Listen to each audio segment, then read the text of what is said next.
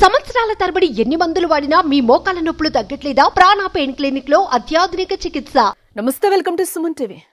పెళ్ళంటే ప్రతి ఒక్కరికి ఓ మధుర ఘట్టం. అంతటి సంతోష క్షణాలను జీవితాంతం గుర్తు చేసుకునేందుకు ఫోటోల షూట్ ఏర్పాటు చేసుకుంటారు.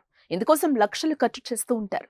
ఇలానే ఓ జంట కూడా లక్షలు ఖర్చు చేసి ఫోటో షూట్ ని ఏర్పాటు చేసుకుంది. కానీ అదే ఫోటో షూట్ వారి ప్రాణాల మీదకు తెచ్చింది.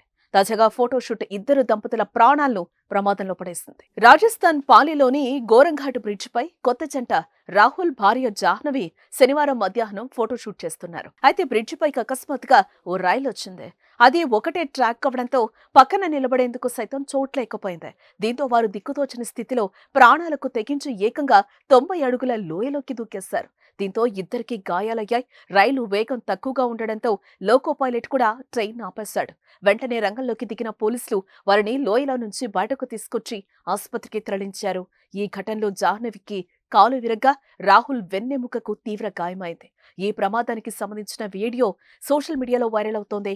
ప్రమాదాన్ని పసిగట్టిన రాహుల్ సోదరి, ఆమె భర్త ట్రాక్ పై నుంచి పక్కకొచ్చేసి ప్రమాదం నుంచి బయటపడ్డారు. కొత్త జంట మాత్రం బ్రిడ్జ్ పైనే ఉంటే గాయపడేవారు కాదని అధికారులు చెప్పారు. సుమన్ టీవీలో మీ పర్సనల్ అండ్ బిజినెస్ ప్రమోషన్స్ కోసం కింది నెంబర్ కి కాంటాక్ట్ చేయండి.